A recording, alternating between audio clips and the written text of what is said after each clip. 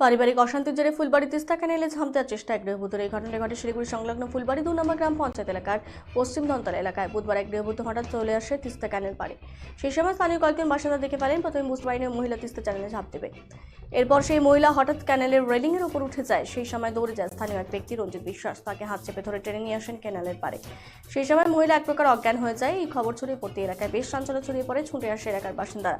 তারা সেই মহিলাকে চিনতে পারেন এবং তাকে বুঝিয়ে বাড়ি পাঠিয়ে দেন। গৃহবধূ প্রাণে বাঁচানো রঞ্জিত বিশ্বাস জানালেন, বর্তমানে ক্যানেলে প্রচুর জল এবং স্রোত রয়েছে। এই ক্যানেলে একবার পড়ে গেলে কেউ বাঁচতে পারবে না। যদি সঠিক সময়ে আমি দৌড়ে গিয়ে না ধরতাম তাহলে হয়তো তাকে প্রাণে বাঁচানো সম্ভব হতো না। এদিন এই ঘটনার খবর শুনে এলাকায় প্রচুর মানুষ এসেছিলেন। পরে অবশ্য মহিলাকে বুঝিয়ে সুঝিয়ে বাড়ি পাঠানো হয়েছে। তবে এই ঘটনার পর সেই মহিলার নাম পরিচয় প্রকাশ করা হয়নি প্রতিবেদনে।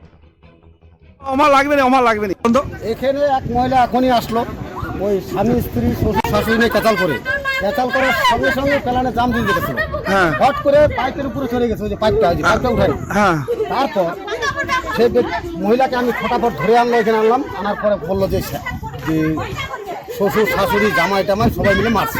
ভালো কথা। তারপর কিছুক্ষণ পরে দাঁত লেগে গেল। দাঁত লাগার পরে আমরা জল টল খাওয়াইটা মাথা দেওয়ার পরে স্বামী আসলো, ওই যে শাশুড়ি আসছে। তো বললাম, এই যে আপনি না থাকলে তাহলে কি হবে? আমি না থাকলে তো সাত আত্মহত্যা করি। এই কেন